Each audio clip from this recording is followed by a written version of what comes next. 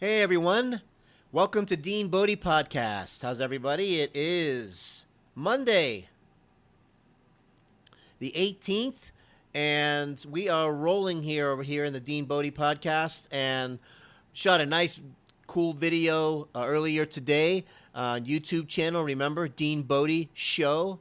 We have a YouTube channel over there, and remember, those of you that are just joining in, Bodhi is my beautiful four-legged love of my life, Shiba Inu, most fantastic creature ever, and she is the Bodhi part of the DeanBodi podcast. So we did a cool video today of man, we were talking about landscapers and garbage men and the early 8 a.m.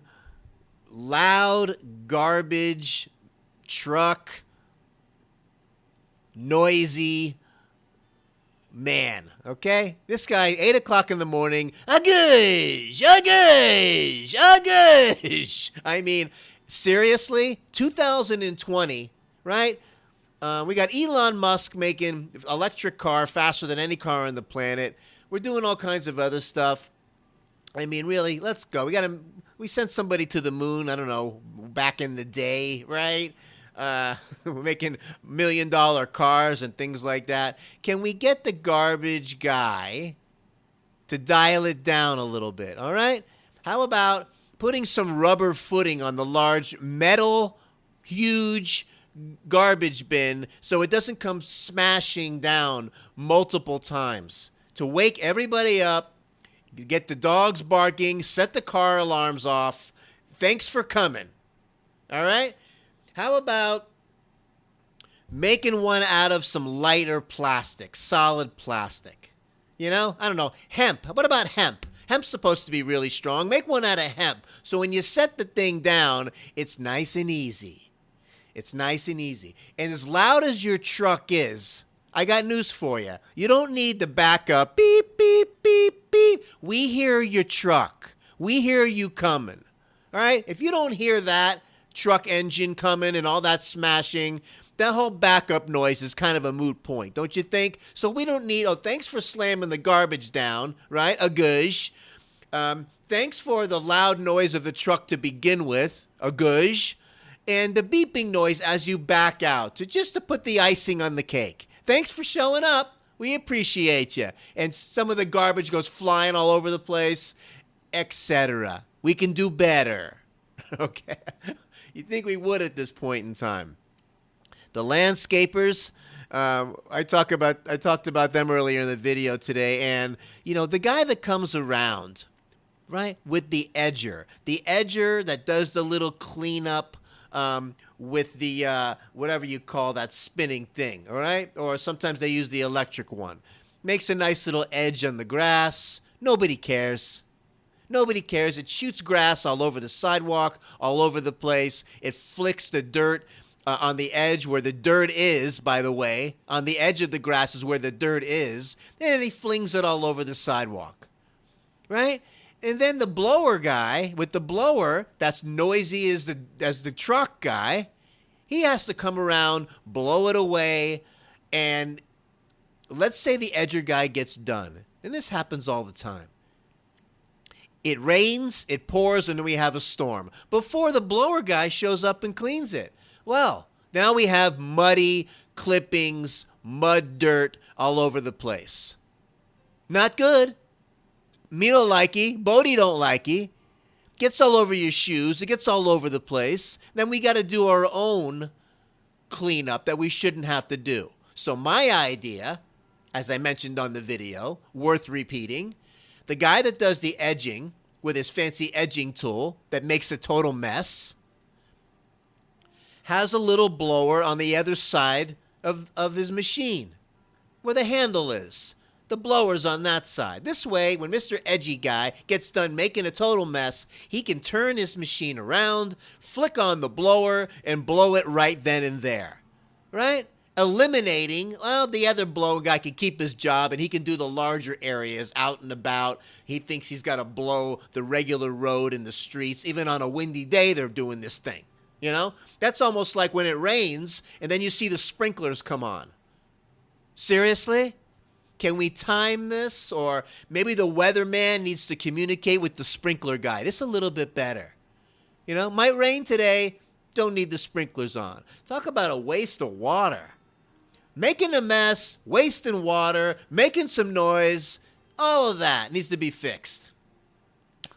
So that's what's going on over here. These are some of the things I think about and I notice. We can all share. Most likely all of us have this in common. And I wanted to talk about, too, going back to some stories as we do here in the DeanBodi podcast. And Big Bertha and the day that Mr. Brown fell asleep in class. Big Bertha was an amazing game. This is going back to elementary school. We're going back to the 70s. And Big Bertha was this huge rubber ball. Like a monster huge ball. I can't even tell you how big.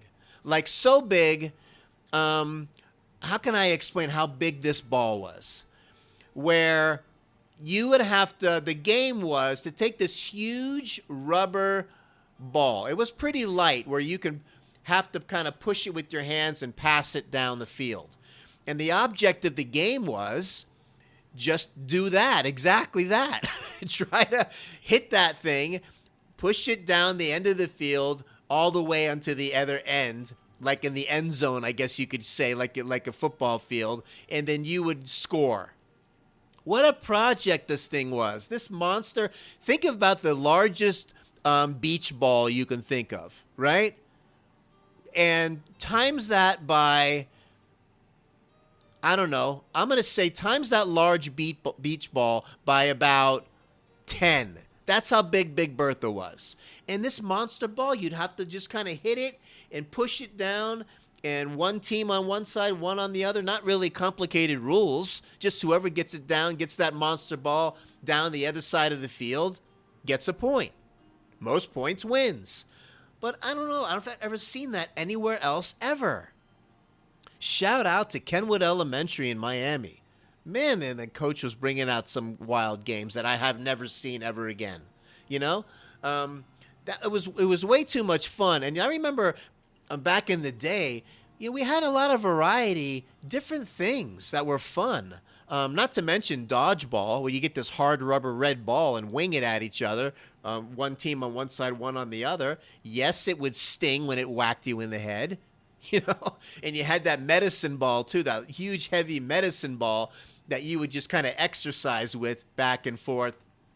And I'm just kind of going on this thinking of the balls we used to use that are not normal. Medicine ball, if you're in the gym and doing some crazy stuff with that thing, yes. But as an elementary school kid, this thing was a monster. And that was a serious workout. The thing weighed more than you, pretty much, when we were little like that, And the dodgeball was pretty brutal at times. I remember doing the stickball, too. The stickball was another one. And the stickball was the ball we used to use for dodgeball, now that I think of it. You could use it for both. And we used this long stick as a bat.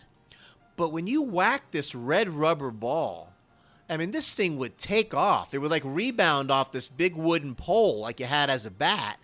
And you would have to, this was not baseball like you have a glove. You got to get it bare hands, and you got to hit the person. Or regular baseball rules, like if you threw him out at first base and he caught it before the runner got there, that kind of thing, that still applies. Otherwise, you could hit the guy with the ball, and he's out that way also. Way too much fun, man. And but Big Bertha takes the cake. Big Bertha, man, this ball, it was just a monster ball. And it was just something just totally out of the ordinary that takes me back, man. And what a great time all that was, And I have a story about Mr. Brown who fell asleep in class. Okay? We are going back to, this is like 5th grade.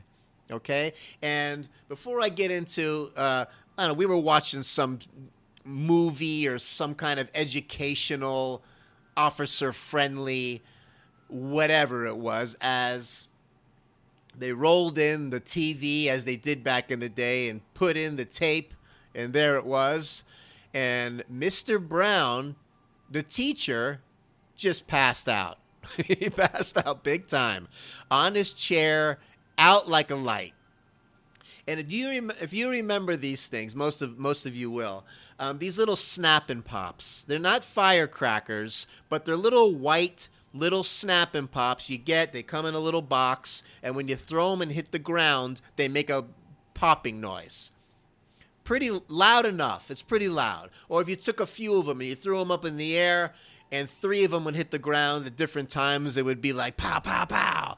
And but you could throw them all over the place, man. And we used to not only throw them at each other, but cause a lot of trouble with these things.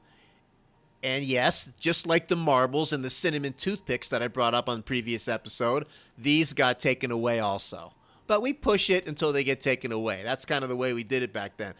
But Mr. Brown, he fell asleep, and when the video was finished, the lights came on, and everybody looked over. Mr. Brown was there sleeping behind his desk. Sitting up sleeping behind his desk. And everybody looked at each other like, be quiet, don't wake him up, right? And some of us had little Snap-and Pops with us. So we threw them at the chalkboard right by where he was sleeping.